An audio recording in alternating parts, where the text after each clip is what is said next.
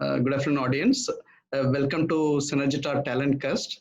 In this Talentcast, we have our eminent speaker, Willis Langford, Head of HR for Avnet, joining us. Willis has like more than 20 plus years of experience in HR. So he joined Avnet in 99 and then grew up from executive manager, director, and now he is the head of HR. He has a plethora of experience and then worked on several employee initiatives. So we look forward to speaking to him in this talent cast to know more about his journey and then learning from him. Once again, thank you very much, Willis. Welcome aboard. Thank you so much, Shankar. Appreciate it. Thank you. Very good. So, Willis, can you please share about your HR journey and then the challenges you have faced in becoming who you are today? Yeah, it's definitely an exciting time that I've had, Shankar, and I'm more than glad to share with you the journey thus far. It's been very, very interesting for me. And, I'm a firm believer that every experience is worthwhile. And often we forget that the worthwhile decisions have come from good experiences. And these good experiences are the resultant of learnings from the wrong decisions sometimes that we have made. So yes, I've had ups and downs in my career, but I like to run a few challenges with you, and how this journey has been very interesting for me. So one of them, I always like to say that trying to being connected, especially in today's world, despite technological advancements. I'll give you a few examples, and it may run and be a little nostalgic, but I just want to give you a few examples what I say, technological advancements and how we still need to be connected with people.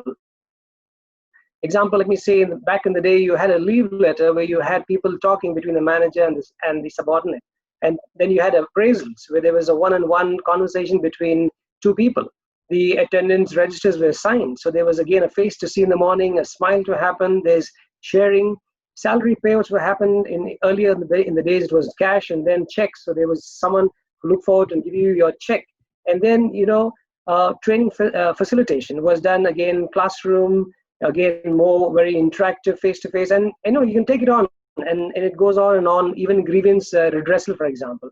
So, the challenge is that over the years, that somewhere with technology, there have been challenges of meeting people face to face, getting them to be, interactive with each other. So what I've kind of tried to learn over the years is to adjust, to adapt, and also to adopt to the new trends and needs of employees without losing that human touch. So that's something that I've really overcome over these years, and we can talk about it, as we go along. And the current day's challenge, which I would say is more to do with, we hear so many topics on diversity and inclusion, and we can hear it from the most developed nations in different ways to the smaller developing economy. So, embracing diversity of every nature, especially with a mixed workforce in terms of, demographics, the culture, and so many other aspects of diversity. So technology can help us, and it can definitely throw up statistics, solutions, but without humane, and I repeat, without humane intervention, all our solutions honestly will be kind of futile. So the challenge is, for all our HR folks out, how do you really overcome these challenges? And to me, I think keeping in touch with your people is all that matters, irrespective of what technology or what diversity challenges or the demographics that may pose different, generational cohorts that you're dealing with. But the essence is to have that human touch. So yeah, it's been an exciting career for me so far, and I'm sure there are many other things awaiting me on the wings, I guess. Absolutely. Fantastic. I'm sure it's a lot of hard work, commitment, sacrifice, and then again, building relationships, right? So certainly could see those things. Very good. Thank you. Good. So, Willis, now let me quickly talk about a little bit about the COVID situation. We all are living between normal and a new normal. So I'm sure just after the lockdown started, almost every HR has been extremely busy.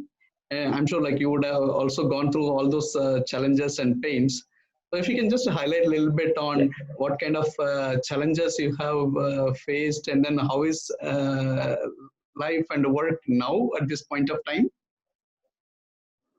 Yes, it's a very, very pertinent question, I must say, Shankar, and I'm definitely more than willing to share, what are the challenges that we also faced and how we really are managing during this lockdown.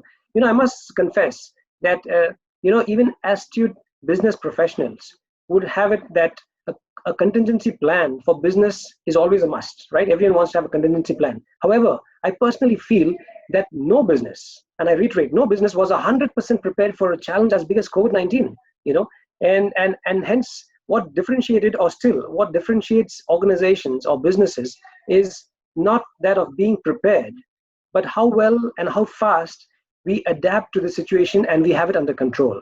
So I would rather say, the challenges, more than the preparedness, it's how we are really handling our current situation. And that's why I see that it's very pertinent that you asked me this question. So I can share a few things, having said all of this. So having said that, I definitely believe that, employee engagement, productivity, team camaraderie, and lastly, business numbers, which were seriously challenged also. And all of us know that, the previous quarter, the present quarter, and probably the next quarter also looks to be challenging from a business perspective. But having, all of this as a backdrop, I must say that, there are many businesses that have been, fortunate enough to decipher what was within their control and what was outside of their control, and hence kind of focused more on what was within their control. And we, for example, also took full advantage of our remote working solutions through having people work from home, having them tend to customer calls as well as internal calls and their meetings. And we also had we had set and drafted policies kind of rolled out almost instantaneously on how do we really manage to work from home, and to carry out every aspect of trying to make sure that there's a business continuity plan well in place. But at the key, I think, is also that, the employee well-being, especially today, if you've kind of heard over the last 4-5 months, I think the buzzword is, the mental well-being of employees, right? Correct. So we also tried to, ramp up our casual conversations, have leading more one-on-one, just casual conversations, because this is something that is missing. If you look at it, for example, in the office, the regular office spheres, you would have a breakout area, you have a pantry, and these are the small little things that we don't probably realize. It has a big impact on the social camaraderie that is within our employees, right? So I think that is something that we also try to bring out from a virtual means, And Shankar, I must add here, when I look at you as a leader in your own domain, I must tell you that you must have realized, and like many other leaders, that empathy is so key in the current days. Having empathy is at the forefront and literally a prerequisite for all leaders, to understand the current situation. Yeah. Correct. And this empathy will kind of, once exhibited and shown and practiced, will make the working environment more congenial. And then, trust me, whatever challenges are within your control can be kind of brought to some equilibrium. But what is beyond, whatever has to happen in the days to come, we only hope for the best. But I think these are some ways we can get over these challenges that we have. Absolutely. Yeah, empathy is extremely important. So from both employee perspective as well as from a manager's perspective, both of them need to see each other's situation, challenges, and then put the cause in front, which is like, how do we go forward in this tough situation? Because end of the day, both sides need to see each other, and then how do we go forward? How do we make the company win? How do we keep the customers happy? So that is extremely important. Very well said, Willis. I'm glad it resonates with you, Shankar. Thank you. Oh, absolutely. So let me go to the next question. So again, like work from home, now every company is talking about it, right from Adobe to Zoho, all of us are talking about work from home. Plus also the situation is, we also don't know when we can return back to office, especially with the employee safety related concerns. So we just need to give some time for that. But in this situation, what do you feel in terms of managing the HiPo performers? Excellent question, because this is the key. Having no business is something, but having business having the right people in place and they are kind of handicapped and they cannot do something about it, that is really key. And I think, I just love to answer this question, because when you look at, work from home, it is indeed the new norm. Or I'd rather say that returning to work, tongue in cheek, I'll say probably returning to work will soon be the new norm, the way things are going. Because, Right. everyone's getting used to, working from home and remote working, and they're finding ways and means to navigate like a kind of stream of water, trying to find its end results through the given challenges. That's the wonderful part that has come out, maybe out of force, but it's still a worthwhile way to look at it. Well, change, person interaction, and loss of tangible collaboration, like I mentioned earlier, has had a real big bearing on all our employees across organizations. You see any employees, the first thing that you ask them, how are you feeling about it? Well, business is fine, we are working well, but somewhere down the line we miss that, that social touch points with people, right? So now this is one part of it. Now, if I take it one level higher and look at what is the kind of position of a high potential employee, I think the challenge is hypos, as we call them, could be the most vulnerable. And the reason why I say this is because it's something like let me give you a little kind of example here. It's something like a mediocre student almost being equated with a ranker due to cancellation of an exam, right? So, when I look at some of the experiences of the people, when they said they wanted to do their 10th grade, which is a big thing, and then all of a sudden the exams get cancelled, trust me, there are two types of people. On the one hand, you have people who are saying like, okay, I'm a mediocre guy, I love it. Let the exams be postponed, give me my results on some other basis. And on the other hand, you have this real top performers looking for that top rank, and he feels like, wow, I'm missing an opportunity if you're going to give me an aggregate of the last results that have been there. So likewise, I'm going to draw the same kind of similar. The hypo is going to feel like, he's deprived of sure shot business, of sure shot growth, of sure shot success that he could have brought in, but for the pandemic. So, dealing with the psyche of this hypo that you see in any organization is, if you ask me, of paramount importance, because when the businesses are back to normal, these folks are going to be your real front runners to make things happen in a big way. So yeah, I think you hit the nail on the head by focusing on the hypo, because that's where the future of coming back, return to office. You're going to look at these people with a micromanaged eye, saying that, okay, how can they bring back success to the organization? Absolutely. A lot of studies actually say that if you have one hypo within or a high performing employee within your group, that actually increases the overall performance of the team by 5 to 15%. So I'm sure like all the leaders would want to see how I can get the hypo within each of their teams. So that's Absolutely. very important, right? Okay. Yes, so correct. now with all this work from home, we also have newer workforce coming into the business, because like hiring, business has to go on, hiring happens. So how do you find the hypo within the current situation? Well, to manage the hypos, if you ask me, the biggest challenge is, how do you keep them engaged? I want to summarize this one word of saying engaged into a couple of points. So as mentioned, as you rightly said, yes, we have plenty of challenges during this pandemic, and when employee engagement specifically is going to be one of them, like I mentioned in my previous question, you run the risk of dealing with hypos being snatched away by competition, and sometimes it is like I say in simple words, it's no use locking the stable door after the horse has bolted, right? So the key is, if you're going to really manage these hypos well, you got to make sure that you look at them as from being consistent performers, number one. And to add to that, this is something where I like to look at it in depth. They should have a great attitude. Someone willing to go that extra mile without feeling that they are scapegoats. You can really tell the difference between two employees when you take the same, work projects or tasks to them, and they say like, okay, on the one hand, you may have A tell you that, okay, just because I'm a top performer, are you coming back to me when there are other people in the team? Now that's one type of people. And trust me, he's not the one you're going to really bank and put all your money on. And on the other hand, you have someone who's looking at it and saying, okay, wow, you've given me an opportunity to get another task, on my table, and that's going to, develop me further. And that's going to make me more, knowledgeable and, grow faster. So ultimately, you want them to lead leaders and not just lead people, right?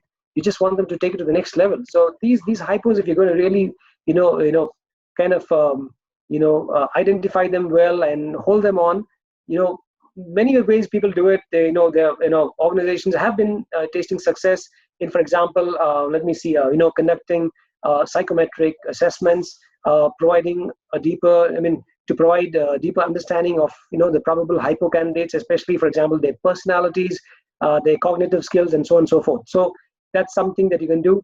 But lastly, in today's world, periodic check-ins is the key to finding these stars, and by this you can really keep them engaged. Why I say check-ins, because gone are the days where you really had a 5-page appraisal, you sat once in a year or half yearly, and then you did that appraisal. But now you got to have these discussions all the time, and with the media being so at the tips of your fingers, you got to make that so friendly through apps, through wired mediums, unwired mediums, and keep the conversation going. At the end of the day, conversations, keep them going and have them connected, and then you can ultimately meet the goal of having them engaged. So that's another way you can really target them, and then keep them under your care and under your watch, so that they can be ready, like I said, when the doors open up, they're there to bring all business to you in prosperity. Absolutely. Yeah, that's extremely important. Engaging and then nurturing the HiPo is extremely important, and then managers play a critical role there. So you talked about check-ins, and then keeping them, say, whether you talk about reskilling or like providing development opportunities, those are all very, very important. Very well said, Willis. And so in terms of any parting comments for HR friends, in terms of who are listening on this podcast, on what they can do to actually drive performance and engagement? Great, sure. I have quite a few tips that I can share. It may be simple tips though, but before that, I just want to say that if you want to make if you want to make yourself successful, the biggest mantra is to make others successful. And since you're talking about HiPos, I just want to share one small tip that I follow, and that will probably help a lot of our listeners to probably accelerate their own careers as well. We hear, because this is one common thing that I want to share with you from my practical experience. We have a lot of people, they come at an interview, and I'm sure you would have faced this in your own career, as an interviewer so many times, Shankar, that they come in and they say, when you ask them, why have you left the previous job? And probably sometimes the answer could be, actually I was promised this particular role, and finally I didn't get this role. I didn't get that task. I didn't get that project. So it looks like someone has not honored their words, so to say. So I would say spotting these HiPos, spotting your potential, kind of keeping them as stars. And this is the key that I want to give away to everyone listening, that HiPos are your stars, and we need to treat them like a real star. And what is that star? To just elaborate, this is an acronym that I've made up over the years, and I practice it. The first one is the S is to give them stretch goals and projects. Because HiPos don't want to do the regular thing that they've been there and done that. They want to be someone different. They don't want to work for money. They want to work for what they have done in untrodden territory. So give them some stretch goals and targets. The T stands for the targeted training and development for them, so that they can really be not the run-of-the-mill classroom training, but something that accelerates their stretch goals. And then you come into the action plan, which is A, and then appreciation and recognition for what they have done. And trust me, once you've really got them going with all of this action, then the R comes in. And what's the R? It is give them a rotation of job for their next role, right? So now what we have done in the bargain, Shankar, is that while we have kind of nurtured them, what you have done is you have actually nurtured your role as well, and they look up to you and say, okay, this I'm getting valuable advice from this function, and there is value at the table. And that's one of the things that I want to say as my parting shot to everyone who's listening, that human resources, if you want to get a position, a place, a seat at the boardroom, you need to be more dexterous. Your approach needs to be more dexterous. For example, in challenging times like the ongoing pandemic, neither you or I can change the situation in our favor, right? But what we can definitely do is change the way we operate in this situation. And hence, HR should be dexterous enough to partner business closely by adapting to the current situations and conditions. And something that I personally believe in, I mean, I'm not sure if it will resonate with many people, but being a servant leader, that is really something that will help people. Why? Because you, as a servant leader, you help in accelerating the success of others. And you'll be surprised to note that you will in turn get a lot of success as well. So, the big mantras is there. And as I started this conversation with you, Shankar, and for all the listeners, I must say, don't lose that human touch. It doesn't matter if technology comes in or goes out, because at the end of the day, we are dealing with human resources. And when you say human resources, this is the only resource that has feelings, right? So you got to make sure that human touch is there. So I think that's something that I would love to share with all the listeners today, Shankar. Absolutely. Thanks a lot, Willis. As you know, if going gets tough, tough gets going, right? So I think it's a time to show our values and then go that extra mile, come up with some innovation, and then see how we can actually overcome this situation. Certainly, from that perspective, leaders like you from HR certainly help all the employees to see how they can actually overcome and then get past this stage. I believe so. I wish whatever examples we can lay out in public domain are something that can be emulated and followed if they see merit in that. Absolutely. Wonderful. Thank you very much, Willis. Once again, thanks for taking time to speak to our viewers. And then it's really nice to hear all your inputs, especially Star is very nice. And I think that can be a very good input and then takeaway for all our audience in terms of how they can engage their HiPos within their organization. Absolutely. Thank you so much, Shankar. It's been a pleasure talking to you, and I hope and pray that this is going to benefit someone down the line, whoever listens to this. And I'm sure we can make this world a better place with lots of lovely people out here to interact and to make this world a better place. So thank you, and appreciate you having me on the show. Thank you.